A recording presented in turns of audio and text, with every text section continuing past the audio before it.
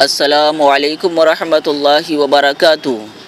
الحمدللہ رب العالمین والعاقبۃ للمتقین، اما بعد، قال اللہ تعالی فی القرآن العظیم والفرقان الحمید، اعوذ باللہ من الشیطان الرجیم، بسم اللہ الرحمن الرحیم۔ وقل جاء الحق وزهق الباطل ان الباطل كان زهوقا، صدق اللہ العظیم، صدق اللہ العظیم۔ اللہ رب محمد صلی اللہ علیہ وسلم، نحن عباد محمد صلی اللہ علیہ وسلم۔ میں آج کی اس مختصر سی گفتگو میں خصوصی طور سے مخاطب ہوں دیوبندی حضرات سے،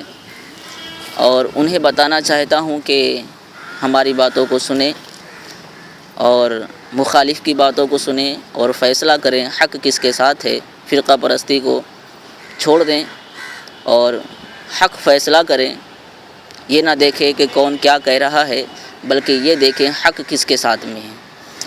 مجھے امید ہے کہ انشاءاللہ تبارک و تعالی حق کا ہی بول بالا ہوگا اور باطل کا مکالا ہوگا۔ میں اپنی گفتگو شروع کرنے سے پہلے دیوبندی مکتبہ فکر کے مناظر کہے جانے والے مولوی حیدر عباس دیوبندی پاکستانی کی ایک وائس سنانا چاہتا ہوں، اور ان کی وائس سنانے کے بعد میں انشاءاللہ تبارک و تعالی گفتگو کرتا ہوں اس پر۔ پہلے آپ حضرات توجہ کے ساتھ ان کی اس وائس کو سن لیں۔ نے تو یہ کہا کہ جی میں نے جو کہ تم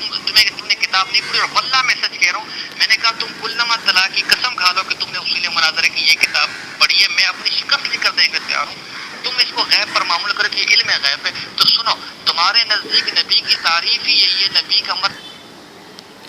آپ حضرات کو پھر سنانا چاہتا ہوں، ایک بار اور غور سے سن لیں۔ نے جو یہ کہا کہ جی میں نے جو کہ تم نے کتاب نہیں پڑھی، اور واللہ میں سچ کہہ رہا ہوں، میں نے کہا تم کلما طلاق کی قسم کھا لو کہ تم نے اصول مناظرے کی یہ کتاب پڑھی ہے، میں اپنی شکست لکھ کر دینے کو تیار ہوں۔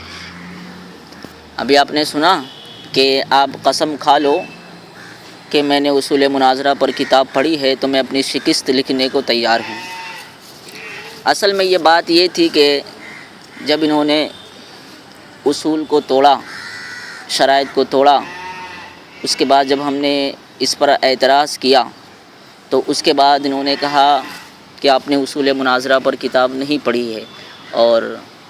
قسم کھا لو کہ میں نے اصول مناظرہ پر کتاب پڑھی ہے تو میں اپنی شکست لکھنے کو تیار ہوں۔ بات اصل میں یہ تھی، میں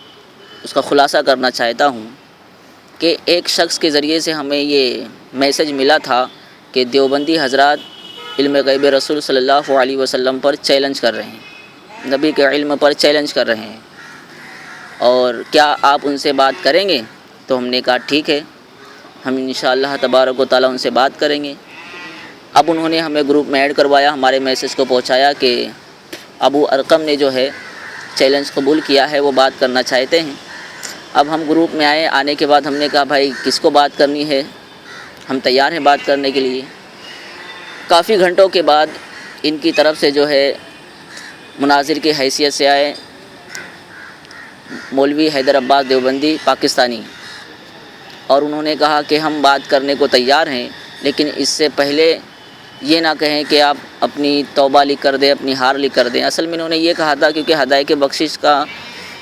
بخشش پر ہماری ان سے بحث ہوئی تھی، اور وہاں پر ان کو ہم نے شرائط کے اعتبار سے بھی ہرا دیا تھا اور دلائل کے اعتبار سے بھی ہرا دیا تھا، اور کئی جھوٹ انہوں نے بولے تھے، ہم نے ثابت کیا ہے، کئی جھوٹ ہم نے ان کے ثابت کیا ہے، اور یہ قسم کھا کر کہہ دے کہ ہم نے ان کے جھوٹ کو ثابت، ان کو قسم کھانے کا بڑا شوق ہے، تو میں کہوں گا حیدر عباس دیوبندی صاحب سے آپ قسم کھا لے کہ ہم نے آپ کے جھوٹ کو ثابت نہیں کیا ہے، کئی جھوٹ ہم نے آپ کے ثابت کیے ہیں۔ تو اس پر ہم نے کہا تھا کہ آپ شکست لکھ کر دے دیں اور آپ توبہ کر لیں۔ اس پر ہم بضد تھے کہ آپ توبہ کریں اور شکست لکھ کر دیں، اس کے بعد ہم دوسرا مناظرہ کریں گے۔ تو اس پر سے انہوں نے جو بات کہی کہ آپ ہدایت بخشش کا بھی ذکر کریں گے اور کہیں گے ہار لکھ کر دو، اور آپ کہیں گے کہ توبہ کرو، تو کیسے بات ہوگی؟ تو ہم نے کہا کہ اب ایسا ہو گیا کہ ہم نے چیلنج کر لیا ہے قبول، اب ہم نے چیلنج قبول کر لیا ہے، اب ہمیں بات کرنی ہے، پیچھے ہٹنا نہیں ہے۔ تو ہم نے کہا کہ گزشتہ جو باتیں ہماری آپ کی ہوئی ہے اس پر سے ہم بعد میں بات کریں گے، ہم ابھی مناظرات شروع کرتے ہیں۔ تو ہم نے شرائط مناظرہ ان سے مانگا، مولوی حیدر عباس دیوبندی جی سے۔ تو اب شرائط کے اندر یہ طے ہوئی ہے کہ 2 ایڈمن ہوں گے، ٹھیک ہے، آپ توجہ کے ساتھ سماعت فرمائیں کہ 2 ایڈمن ہوں گے، اور جو ایڈمن سے نکالے گا وہ مناظرہ ہار جائے گا، ٹھیک ہے، یہ باہمی رضامندی سے یہ طے ہوا۔ اچھا، تیسری بات یہ طے ہوئی کہ جب مناظرہ 3 دن کا مکمل ہو جائے گا، شرائط وغیرہ مکمل طے ہونے کے بعد، دعویٰ جواب دعویٰ کی وضاحت لینے کے بعد 3 دن کا مناظرہ ہوگا، اور اس کے بعد لاسٹ میں تقریر ہوگی، اور اس کے بعد جو ہے مناظرے کا جو گروپ ہوگا وہ ختم ہو جائے گا، یعنی ہم اپنے ساتھیوں کو نکالیں گے، آپ اپنے ساتھیوں کو نکالیں گے، اور لاسٹ میں ہم اور آپ بچیں گے، یہ بھی طے ہوا۔ اور شرائط مناظرہ میں یہ بات رکھی گئی کہ پہلے مکمل باہمی رضامندی سے شرائط طے ہوں گے، اس کے بعد دعویٰ، حکم، جواب دعویٰ، حکم، اور اس کی وضاحت لی جائے گی، اس کے بعد 3 دن مناظرہ ہوگا، دلائل و براہین اپنے اپنے موقع پر پیش کیے جائیں گے، ٹھیک ہے، یہ شرائط میں طے ہوئی۔ اب ہوا کیسا کہ اب ہم نے ان کے سامنے دوران شرائط مناظرہ طے کرتے وقت ہم نے ان کے سامنے باتیں رکھی کہ جب دعویٰ آپ کی طرف سے آئے یا ہماری طرف سے آئے، علم غیب رسول ہمارا موضوع ہے، تو اگر ہم نے دعویٰ آپ کو دے دیا کہ اللہ کی عطا سے حضور صلی اللہ علیہ وسلم کو علم غیب حاصل ہے، تو آپ کو اگر اتفاق نہیں ہے میرے اس دعوے پر، اگر آپ کو اعتراض ہے، تو اگر آپ جواب دعویٰ دیں گے تو اس طرح دیں گے کہ اللہ کی عطا لگانی ہوگی، کیونکہ میں نے لگایا ہے کہ اللہ کی عطا سے حضور صلی اللہ علیہ وسلم کو علم غیب حاصل ہے۔ اگر آپ اختلاف رکھتے ہیں، اتفاق نہیں رکھتے، تو آپ اس طرح کہیں کہ اللہ کی عطا سے حضور صلی اللہ علیہ وسلم کو علم غیب حاصل نہیں ہے۔ اب آپ خود فیصلہ کریں کیا ہماری یہ بات غلط ہے؟ ہم کہہ دیں یہ اصول مناظرہ کی کتاب ہے، ہمارے ہاتھ میں جو کتاب ہے ہم ابھی رکھی ہوئی ہے الیاس گھمن صاحب کی، جو ان کے متکلم اسلام ہیں، ابھی میں کہہ دوں کہ یہ اصول مناظرہ کی کتاب ہے، اگر آپ کو اس پر اتفاق نہیں ہے تو آپ کیا کہیں گے آپ یہ اصول مناظرہ کی کتاب نہیں ہے،